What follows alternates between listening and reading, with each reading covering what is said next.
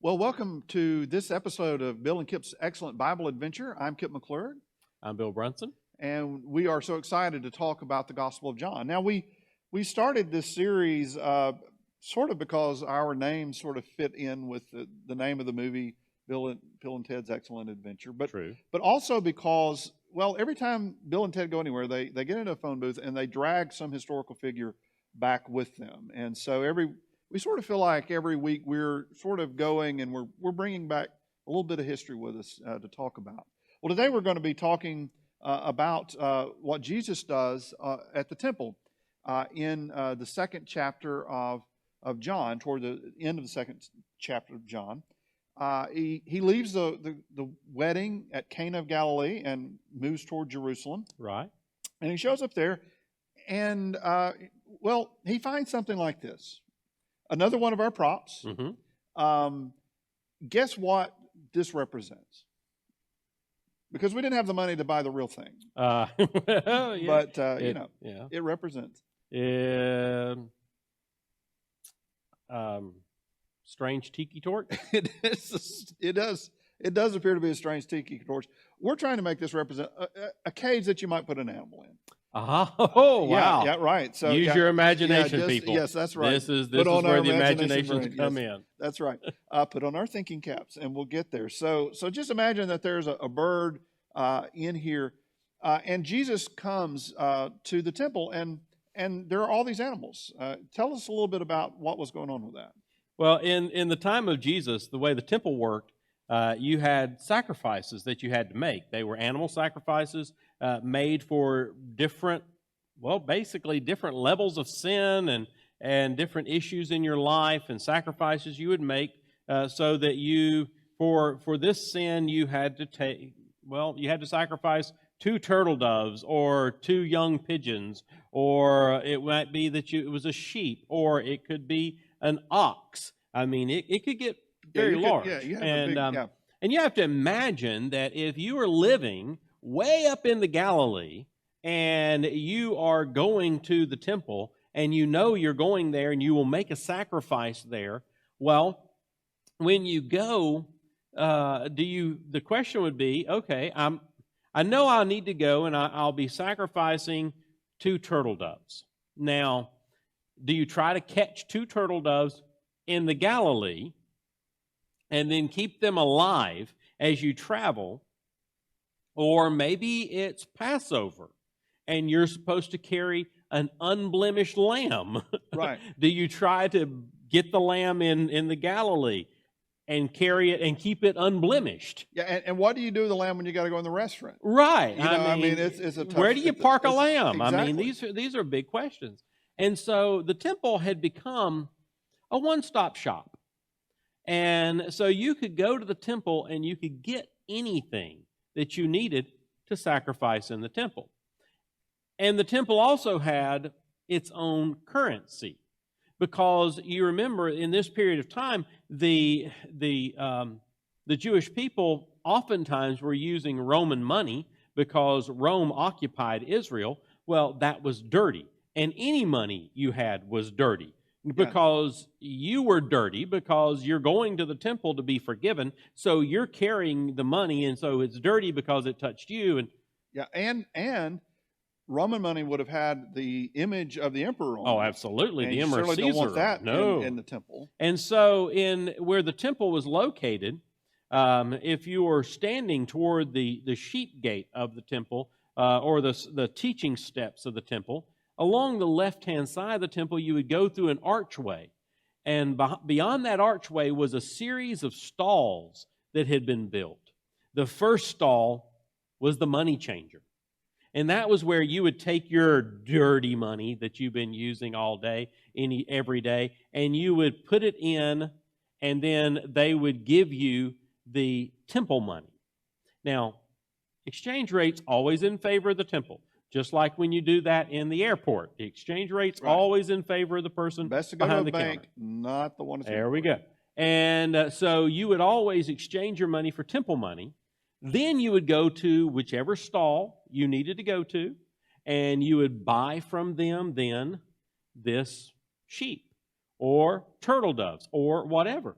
Now, it's believed that the temple had people working for them who raised sheep, turtle doves, pigeons, and oxen, and cattle, and all these other things. They had the whole industry. And so you basically are exchanging money for money that is it's unfair exchange rate, so you're not getting as much money back for what you give them. And then you're going and taking that money you just got and you're giving it back to them to get an animal that you're going to take in to the temple, and you're going to have sacrifice there that you're not going to get the meat from, really. And so they're going to have that. And it's quite a system. There's quite a few hands in that particular system. Yes, and the odds are always in favor of the house, yes, it appears, in this system. And so that was what Jesus is struggling with when he gets there, because you have this very poor person who simply wants to they want to reconcile with Yahweh, with God, because of a sin that they've committed. They want forgiveness. And in this period of time, it's before the sacrifice Jesus makes for us, where we simply pray and we ask for forgiveness, and we know that Jesus forgives us. In this period, you have to do something. So imagine a person with no resources whatsoever having to walk all the way there, and maybe they've had to sell something they loved, or maybe they have had to go without food, whatever it is, so that they have the few Roman coins to drop in to exchange for just enough of the temple coins to take down to buy their 2 young pigeons, because they're too poor to even afford 2 turtle doves. And so then take them in and have them sacrificed on the altar to be forgiven.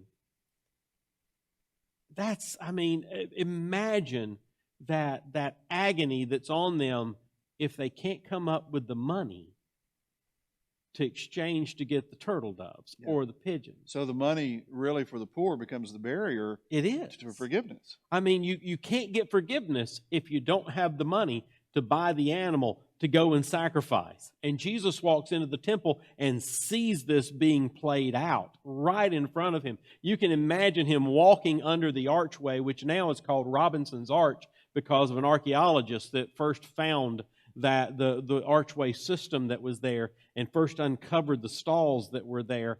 And you can imagine Jesus walking under this archway beside the temple into this courtyard and seeing all of this played out. And he gets so angry because he says, my Father's house is supposed to be a house of prayer, and you made it a den of thieves. And he braids a whip and goes in and chases out the money changers and overturns the tables. And so he messes up the economy of the temple right away. He's chasing out all the animals and setting them free. It's sheer chaos in a very tight space. And you can imagine birds flying, sheep running, cows moving, and money going everywhere, and everybody on their hands and knees trying to grab it while Jesus is swinging a whip and moving things out.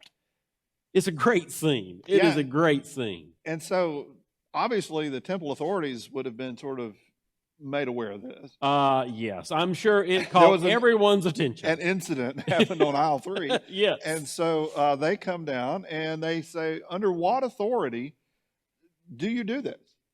And, under what sign do you do this? Now, sign is a big word. It's one of our big words in John. It is, yes. Shows up 18 times, and 3 of them are in chapter 2. Mm-hmm. Interestingly, it started in the story that precedes this of Jesus' first sign, and first miracle is that changing the water into wine in Cana of Galilee. And then in 2:18, they ask, what sign can you show us that you have the authority to do this? Right, because he is just a nobody. Yeah. From a no-place town like Nazareth And he's shown up and has messed up everything. That's right. He's messing with the system. He is messing with the system. And so Jesus then looks at them with an answer that I'm sure made them even angrier. Yes. He says, you see this temple, the one that we're standing in, the one that took 46 years to build, tear it down and I'll build it back in 3 days. I mean, the building that they're all in. Yes. Tear it down. Yeah. I'll build it back in 3 days. They didn't appreciate that response. And they didn't appreciate him very much from there on out. No, it's one of those moments because he says, you see this temple, I can tear it down and build it back in 3 days. And it's one of those moments where he's doing that two-level talking again. Oh, absolutely, yeah. That we talked about earlier. Bedelia sort of. Yeah, Amelia Bedelia, because he's saying that, and they're looking at it going, well, you're not a mason. You're not going to be able to lay the stonework. I mean, 46 years to build this, and you can do it in 3 days. And, of course, we know ultimately the temple of his body is torn down. Right. And 3 days it comes back. And so if you've got sort of that awareness, the paraclete, the spirit with you, you can kind of see the two layers. And so the audience is going, that's not what he's talking about. Yeah. But the temple leaders, they don't get it. They don't get it. And they don't get it all the way through the story. No, they never get it. They never do. And so, but I love the word sign because it keeps coming up. What is show us your authority. What is it that shows? And so throughout, Jesus is giving signs of his authority. Right. And I think in reality, Jesus gives signs of his authority in our life, and we can look backwards often throughout our lives and say, well, that was sort of a moment where God was at work. Right. And it was a sign. I didn't recognize it at the moment, kind of like the religious leaders, but now that I look back, I realize what was going on, what God was doing. And my favorite of these is the very last time that sign is used. And it's in John chapter 20. And it says, Jesus performed many other signs in the presence of his disciples, the very end of the book, which are not recorded in this book. But these are written that you may believe that Jesus is the Messiah, the Son of God, and that by believing you may have life in his name. And I imagine if we look back in our life, we would probably have to say there are so many signs that we didn't catch, that we didn't record, that we didn't tell. But we realize that God has been at work in our lives all the way through.